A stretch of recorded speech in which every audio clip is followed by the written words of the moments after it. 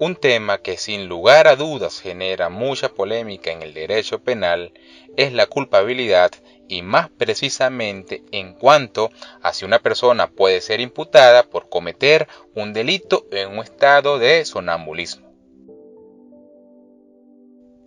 El sonambulismo es un trastorno del sueño caracterizado porque las personas caminan o realizan algunas actividades todavía dormidas. Para los científicos se produce la mayoría de veces durante la tercera etapa del sueño sin mor y es más común en niños que en adultos. No obstante, los expertos indican que hay más probabilidades de que una persona sea sonámbula cuando no ha dormido lo suficiente. El sueño sin mor tiene 3 etapas definidas por las mediciones de la actividad cerebral obtenidas en los estudios sobre el sueño. La etapa 1 es la transición entre la vigilia y el sueño. La etapa 2, la persona está completamente dormida. Y la etapa 3, la persona entra en sueño profundo o sueño de ondas lentas, por un patrón específico que aparece en las mediciones de la actividad cerebral. Por lo general, se pasa más tiempo en esta etapa al inicio de la noche. Los episodios pueden ser muy breves, de segundos o minutos, o pueden durar hasta 30 minutos o más. Como acabamos de indicar, durante un episodio las personas que caminan dormidas ejecutan actividades que van desde ir al baño, vestirse e incluso salir a la calle. Si no se perturba al sonámbulo, éste suele regresar a dormir. En algunas ocasiones pueden quedarse dormidos en lugares diferentes o incluso inusuales. Imaginemos que el sonámbulo mata a una persona. ¿Debería ser castigada? Esta será la interrogante que intentaremos resolver con este micro. Sin más preámbulo, mi nombre es Jonás Eduardo Aponte Arcila y hoy hablaremos sobre el derecho penal y el sonambulismo.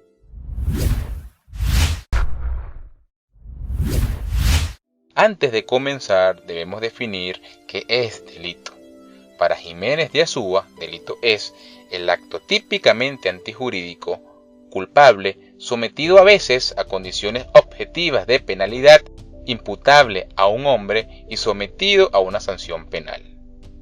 Si diseccionamos la definición del maestro español, apreciamos que delito es un acto típico, es decir, que se adecúa la conducta al supuesto hipotético de la norma, antijurídico, como aquella conducta que va en contra de la ley, lo contrario a lo legal, lo contrario al derecho. Culpabilidad, para Muñoz Conde y García Arán, se basa en la idea de responsabilidad, es decir, en la posibilidad de imputar el hecho, desvalor de acción más desvalor de resultado, a una persona para hacerle responsable del mismo.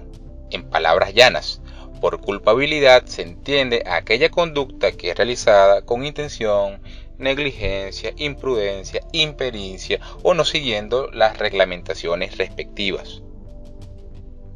Y de lo anterior, la palabra conducta cobra una importancia significativa. Para Fernando Castellanos Tena, el delito ante todo es una conducta humana.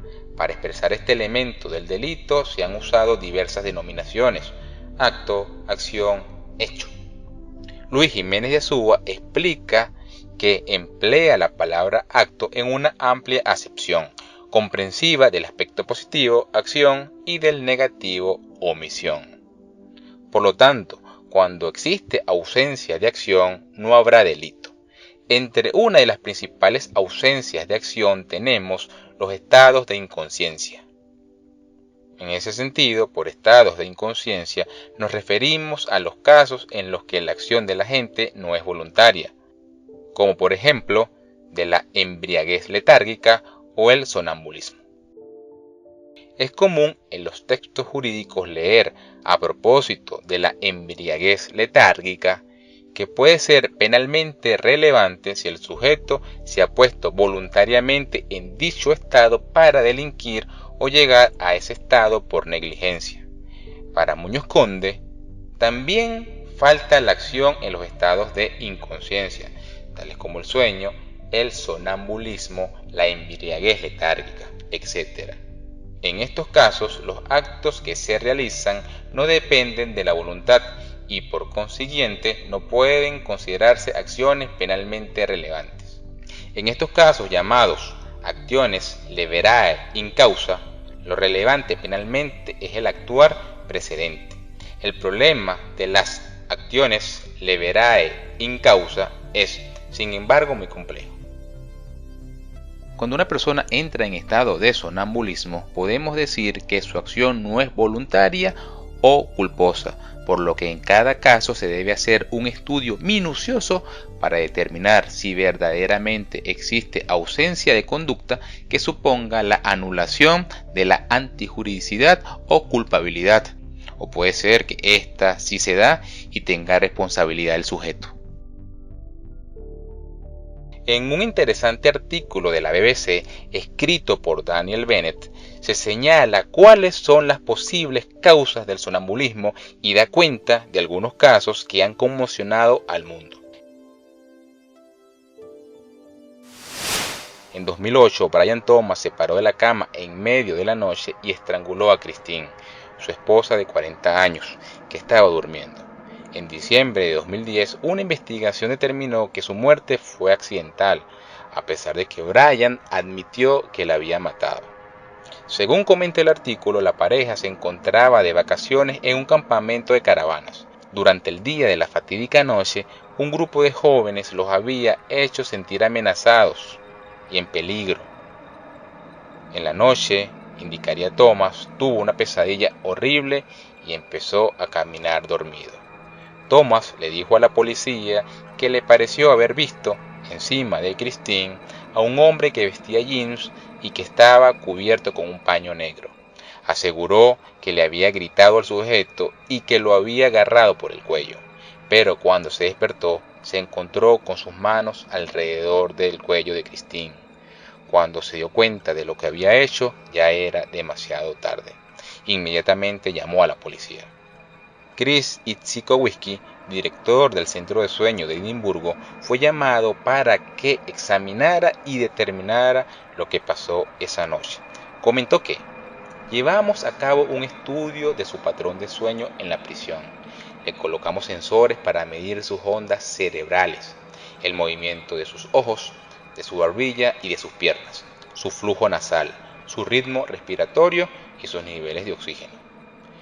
La información registrada durante esa sesión de sueño de Thomas era clave para que Itzikowski descubriera cualquier tipo de comportamiento que le pudiera dar indicios de que la versión de Thomas era plausible, que él realmente estaba dormido la noche en la que mató a su esposa. Esto, junto a los testimonios de personas sobre su sonambulismo, ayudó a reconstruir el cuadro de una persona que sufre de parasomnia ambulatoria, un término que agrupa comportamientos típicos del sonambulismo. Thomas resultó absuelto. Su caso generó mucha polémica. Los psiquiatras que lo estaban tratando consideraron que un nuevo episodio de este tipo era muy poco probable, pero dejarlo en libertad un problema bastante peculiar. En Estados Unidos estos casos son cada vez más frecuentes, tanto que el director Michael Kramer Bornemann del Instituto del Sueño de Minnesota desarrolló el primer laboratorio forense del sueño del mundo para ayudar en casos en los que la defensa de un determinado acusado se basa en argumentos de sonambulismo. Indica Kramer que las estructuras del cerebro, como el hipotálamo, encargado de regular el sueño, están al lado del cerebro medio, donde yacen las conductas más primitivas de la evolución. Por eso, cuando el impulso eléctrico se dispara, despierta esa parte del cerebro, dejando otras como la corteza frontal dormidas. Eso hace que no haya nada que inhiba la reacción de ira mientras experimentas un episodio de sonambulismo. Estas áreas cerebrales también son responsables de lo que llaman hipnosis de carretera, un término que busca definir a las personas que conducen una ruta que les es familiar sin recordar detalle alguno del viaje. Dichas estructuras son conocidas como generadoras de patrones centrales. Durante el día, esas estructuras son controladas por funciones superiores del cerebro, pero no dependen de ellas. Estos generadores de patrones en animales primitivos producen comportamientos clave para su supervivencia, como el instinto depredador, el de la alimentación y el sexual, indica Kramer Borman. Nuestros cerebros altamente evolucionados han sido capaces de anular estos instintos básicos, pero no dejan de estar ahí. Ellos se activan en casos de epilepsia. De ahí que los comportamientos de sonámbulos estén en el mismo orden que las crisis epilépticas, indicó Kramer Borman. Oscar Castillero Mimensa, en otro interesante artículo, describe otros 4 casos muy populares en homicidios en estado de sonambulismo. Robert Ledru. En 1887, Robert Ledru, este inspector jefe de la policía francesa, considerado uno de los mejores investigadores franceses del siglo XIX, fue enviado a investigar un asesinato ocurrido en la playa de Le Havre. La víctima fue André Monet. Lo habían matado de un disparo. No se apreciaba ningún móvil evidente y el sujeto no era conocido en la zona y conservaba encima todas sus pertenencias. La única pista que se encontró, además de la bala, fue una serie de huellas cerca del cuerpo. Cuando el inspector se acercó, pudo observar que en dichas huellas se apreciaba la falta del pulgar del pie derecho. Tras un momento en que pareció asustarse, ordenó que sacaran un molde de yeso de las huellas, que posteriormente examinó. Tras dicho examen, comunicó que ya sabía quién era el asesino. Una vez en comisaría, Ledru se entregó. La mañana posterior al asesinato se había sorprendido al notar que sus calcetines y ropa estaban húmedos y tras analizar la escena del crimen observó que a su arma le faltaba una bala del mismo calibre que la que acabó con la víctima. Y lo más destacable, le faltaba el pulgar del pie derecho, correspondiente a las huellas halladas con la suya. El inspector declaró no tener conciencia de haber cometido el crimen, realizado probablemente durante el sueño. Sin embargo, solicitó ser detenido al considerar que podría ser un peligro para la seguridad de otros ciudadanos. Para comprobar este hecho, se decidió encerrarlo en una celda con una pistola con balas de fogueo. Una vez el agente se quedó dormido, se levantó y empezó a disparar contra los guardias que lo vigilaban antes de volver a tumbarse para seguir durmiendo. Se consideró cierto y se decidió que pasaría el resto de su vida recluido en una granja a las afueras, vigilado bajo control médico. Kenneth Parks. En 1978, este hombre, jugador compulsivo y con numerosas deudas, salió de su casa para dirigirse a casa de sus suegros. En la casa de estos golpeó a su suegra hasta la muerte con una herramienta de cambiar neumáticos. Después intentó estrangular a su suegro, que sobrevivió al ataque. Kenneth volvió a su automóvil, cubierto de sangre, y condujo hasta una comisaría próxima al domicilio familiar y allí declaró que creía haber matado a 2 personas. En el juicio, la única defensa que arguyó el abogado fue que Parks estuvo dormido durante todo el incidente y no era consciente en absoluto de lo que estaba haciendo. Todo lo que contó encajaba perfectamente con un episodio de sonambulismo. Los expertos les hicieron varios encefalogramas mientras dormía, arrojando un resultado altamente irregular, incluso por una persona que sufría de parasomnia. El jurado absolvió a Kenneth Parks del delito de asesinato en el caso de su suegra y de intento de asesinato en el caso de su suegro. En el año 1992, la Corte Suprema de Canadá confirmó la absolución. Simon Fraser. Otro caso conocido es el de Simon Fraser, quien estando dormido soñó que una criatura intentaba asesinar a su hijo. Aparentemente intentando protegerlo, atacó a la criatura y poco después recobraría la conciencia para descubrir con horror que había matado a su hijo, aplastando su cabeza contra la pared.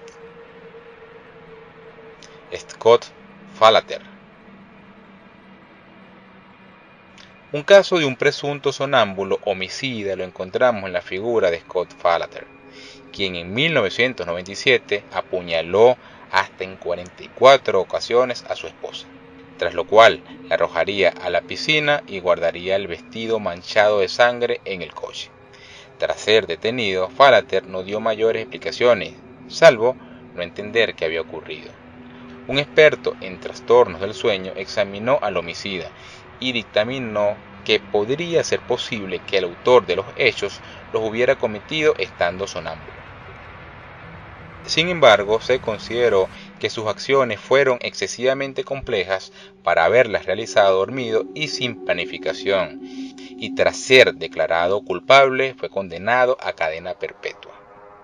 Como hemos podido apreciar, los casos de sonambulismo son bastante comunes y, según comentan algunos expertos, se han multiplicado los últimos años. Nos gustaría saber tu opinión. ¿Un sonámbulo debería ser castigado penalmente? Te leemos en la caja de comentarios.